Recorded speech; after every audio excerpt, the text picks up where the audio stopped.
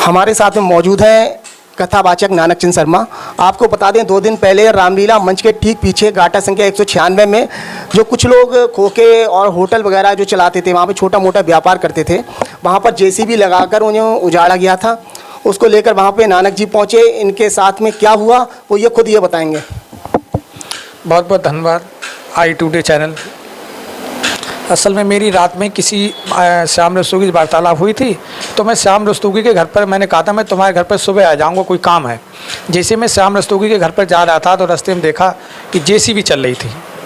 I today channel हमारा कहना चाहूँगा, अगर मुझे ये जानकारी होती है गोपाल गुप्ता हैं या प्रशांत गुप्ता लालू हैं तो मैं वहाँ बिल्कुल नहीं जाता, क्योंकि जिस दिन जेसीबी चली थी उससे एक दिन पहले पंकज कुमार और अंकित रस्तोगी मेरे घर पर आए थे। मुझे ये कतई विश्वास नहीं था कि अंकित रस्तोगी, पंकज कुमार, चित्रेश खंडेलवाल और सत्यम गुप्ता हम पर हमलावर हो जाएंगे। हमने पंकज कुमार से कहा था, पंकज कुमार जी देखो 28/11/2022 सिविल कोर्ट में लगी हुई है, हम लोग वहाँ पक्ष प्रस्तुत करेंगे, तब तक आप जेसीबी ना चला। इतने ही पर इन्होंने जो है हमारी पिटाई शुरू कर दी।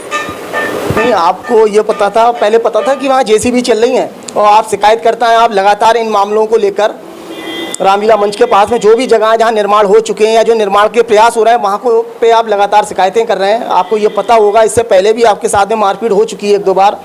उसके बाद में आप जहाँ जेसीबी चल रही है आपको जाना नहीं चाहिए था, या अगर गए हैं तो क्या फिर रोकने के प्रयास से गए थे क्या? देखिए, हम तो श्याम रस्तोगी घर पर जा रहे थे, हमारा रोकने का मतलब नहीं था, केवल अपनी बात कहने जा रहे थे, हमने कोई बात नहीं थी। और फिर सचिन रस्तोगी जी, मैं ये कहना चाहूँगा, मेरी 1-1.5 साल से कंप्लेंट चल रही है। ये जो तांडव पुलिस ने रचाया है या जो मेरी मारपीट करवाई है वो क्षेत्राधिकारी पुलिस नवाबगंज चमन सिंह छाबड़ा जी, राजीव कुमार कोतवाल साहब ने पिटवाया है।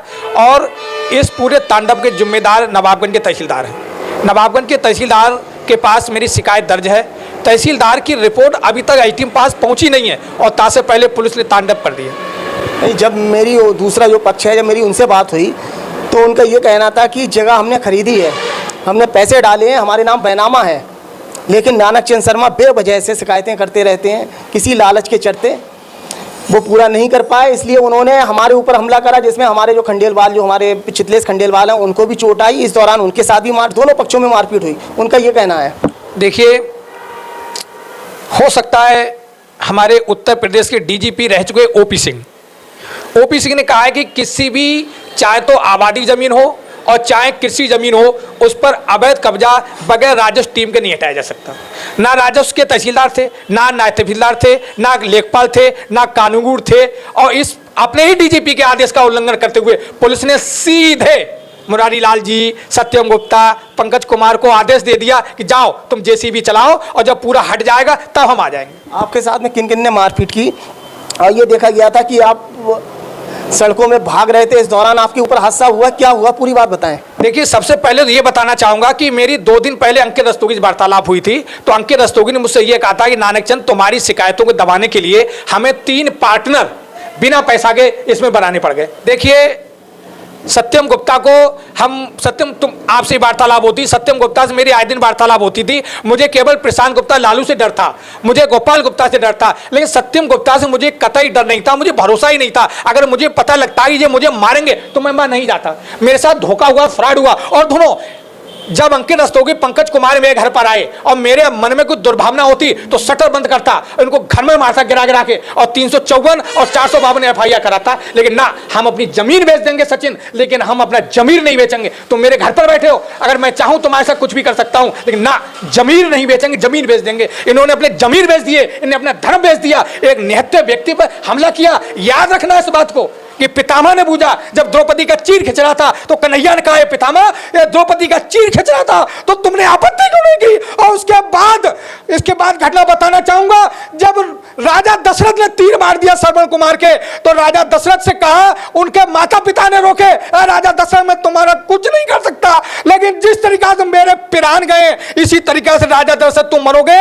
मैं सिविल कोर्ट से भी जीतूंगा, मैं तहसीलदार न्यायालय से भी जीतूंगा, किसी भी न्यायालय में जो अमेरिका के वकील ने आए केस मैं जीतूंगा। काफी अपमान किया गया आपका इस दौरान। मेरी पत्नी रो रही है, मेरे बच्चे रो रहे हैं, घर वाले रो रहे हैं, जैसे मेरे बच्चे रो रहे हैं। जब इनके खिलाफ कार्रवाई भूमाफिया की होगी, जब इनके खिलाफ तहसीलदार नाले कार्रवाई करेंगे, इनके खिलाफ जुडिशियल मजिस्ट्रेट महोदय कार्रवाई करेंगे। मैं न्यायपालिका में विश्वास करने वाले व्यक्ति हूं, मैं पुलिस पे विश्वास नहीं करता हूं। बेईमान और गद्दार पुलिस पे विश्वास करते हैं, और जो ईमानदार होते हैं वो न्यायपालिका विश्वास करते हैं। आदरणीय जुडिशियल मजिस्ट्रेट महोदय को मैं अपनी सारी बात बताऊंगा कि मेरे साथ पुलिस ने अत्याचार कराया, राजीव कुमार कोतवाल ने अत्याचार कराया, नवाबगंज के सीओ चमन सिंह छाबड़ा ने अत्याचार कराया। पुलिस को कोई राइट नहीं है बिना राजस्व टीम के वहां बुलडोजर चलवा दें। इन्हें अपने ही डीजीपी के आदेश को पुलिस ने उल्लंघन किया। डीजीपी ओपी सिंह ने कहा है बिना राजस्व टीम के कोई अवैध कब्जा हो चाहे सही कब्जा हो, हटाने का अधिकार पुलिस को नहीं है, नहीं है, नहीं है। राजीव कुमार को जवाब देना पड़ेगा और इस नवाबगंज के सीओ चमन सिंह छाबड़ा को जवाब देना पड़ेगा। मैं कानूनी लड़ाई लड़ूंगा। नानक जी, जानना चाह रहा हूं जो उस समय जो मारपीट हुई, क्या आपके ही साथ में हुई? क्योंकि दूसरा जो पक्ष है उसमें जो चितलेश खंडेलवाल है, उनके भी सिर पे से खून निकल रहा है, उनके सिर में भी चोट आई। तो क्या दोनों पक्षों में मारपीट हुई थी? क्या हुआ था? देखिए, हमारे लड़के की जान बच गई, हमारे लड़के की जान बच गई। हमारे लड़के को वो अपनी जेसीबी के आगे दाबने जा रहे थे। जब वो हमारे लड़के को जेसीबी दाबने जा रहे थे, उसके बाद तब तक पुलिस का फोन आ गया कि हटाओ जेसीबी। अब इनको चक्कर पड़ गए कि अब पुलिस, ये लड़का हम दाब रहे हैं, ये कार्रवाई हो जाएगी। तो खंडेलवाल ने क्या काम किया? अपने आप श्रद्धा उठाया, अपने सिर पे मार लिया, जिस सिर के ऊपर कार्रवाई हो जाएगी। हमारे लड़का की हिम्मत कहाँ है? अरे हम गरीब आदमी हैं, हम पिटे हुए हैं, और वो कह रहे हमारा सिर फोड़ दिया। अरे वो एफआईआर करा रहे ना, एफआईआर कराए हमारे लड़के के खिलाफ, हमारी एफआईआर होने दो। अरे कोर्ट में उन्हें वकील की जरूरत होगी, मैं बिना वकील के पैरवी करूंगा और कैसे केस को, सारे केस जीतूंगा मैं। तहसीलदार न्यायालय का भी केस जीतूंगा और सिविल भी जीतूंगा। आदरणीय जुडिशियल मजिस्ट्रेट ने तहसीलदार महोदय को नोटिस जारी कर दिया है। तहसीलदार ही इस पूरे जिम्मेदार हैं। तहसीलदार अगर चाहते तो इसमें कोई भी तांडव नहीं रचता। उन्होंने रोकने की कोशिश नहीं करी, लेखपाल ने रोकने की कोशिश नहीं करी। साहब, अभी इसकी जांच नहीं हुई, इसकी पैमाइश नहीं हुई है, अब ये स्पष्ट नहीं हो पा रहा है कि कब्जा हम कितने क्षेत्रफल में हटाएंगे। तब तक पुलिस ने तांडव कर दिया। इसके बाद में ये जानना चाह रहा हूँ, 2 दिन हो गए पूरे घटनाक्रम हुए, इसके बाद में क्या हुआ अभी तक? क्या आपके पास में कुछ लोग आए, समझौता का प्रयास करा रहे हैं, या आप पुलिस कार्रवाई चाहते हैं? क्या सोच रहे हैं? अरे ये बताइए, पंकज कुमार राठौर और चित्रेश खंडेलवाल बरेली का बहुत बड़ा दबंग और नामी दबंग है, ये हमसे समझौता क्यों करेंगे? ये पैसे से सब कुछ खरीद लेंगे, पुलिस भी खरीद लेंगे, तहसीलदार भी खरीदेंगे, आईटीएम खरीदेंगे, तो ये समझौता हमसे क्यों करेंगे भैया? जिनके पास अतः पैसा है वो समझौता क्यों करेगा भाई? पैसे से सब कुछ होता है। मैं न्यायपालिका में अपनी बात करूंगा, जुडिशियल मजिस्ट्रेट सामने अपना दुखड़ा रहूंगा और तथ्य पेश करूंगा कि हजूर जब जेसीबी चल रही है, सिविल न्यायालय ने कहा जेसीबी चलाने की कहा था, क्या आईटीएम ने जेसीबी चलाने कहा था? मेरे लड़के को जेसीबी से दाबने का प्रयास किया, जब दबा नहीं पाए तो उसने, खंडेलवाल ने अपना अड्डा अपने मुंह मार के और एफआईआर करा रहा है कि नानक चंद के लड़के ने अड्डा मार दिया। वो एफआईआर कराए, मैं दूंगा जवाब इसका, मैं एविडेंस दूंगा कि लड़का मेरा था कहां पर। आगे क्या कदम होगा आपका? आपने भी तहरीर दी होगी, उधर से भी तहरीर आई है, तो आप क्या चाहते हैं? पुलिस कार्रवाई हो? जब तहरीर लेके राजकुमार कोतवाल पास गई, हमारी लड़की को भी गालियां दी। उसने ये नहीं सोचा उसका क्या जमूर है। अरे लड़ाई अपनी जगह होती है, बेटी को गाली दे रहे हैं, एक हमारी पत्नी को गाली दे रहे हैं राजीव कुमार, उनका क्या जमूर है? उनके लिए सब पैसा ही है। कोई बात नहीं, पैसा ही सब कुछ नहीं होता है। बड़े बड़े डेंगू में लोग जा रहे हैं, कोरोना में लोग चले गए, मैं यही सब लूंगा, मुझको डेंगू नहीं हुआ। पैसा सब कुछ नहीं है। आदरणीय कोतवाल साहब, आदरणीय सीओ साहब, मैं आपसे आग्रह करना चाहूंगा कि तुम्हारे ही डीजीपी ने कहा है कि बिना राजस्व टीम के, और पुलिस ने बात तांडव रचा दिया, लोगों के मोबाइल छीने गए, एविडेंस हटाए गए। मैं चैनल माध्यम कहना चाहूंगा कि मैं न्याय की लड़ाई लड़ूंगा, कोई समझौता नहीं करूंगा। इन गरीबों को अगर यहां से उजड़ भी जाएंगे धोखे से, तो दुकान मैं दूंगा, कैसे दूंगा, ये मेरा दिमाग काम करेगा। धन्यवाद।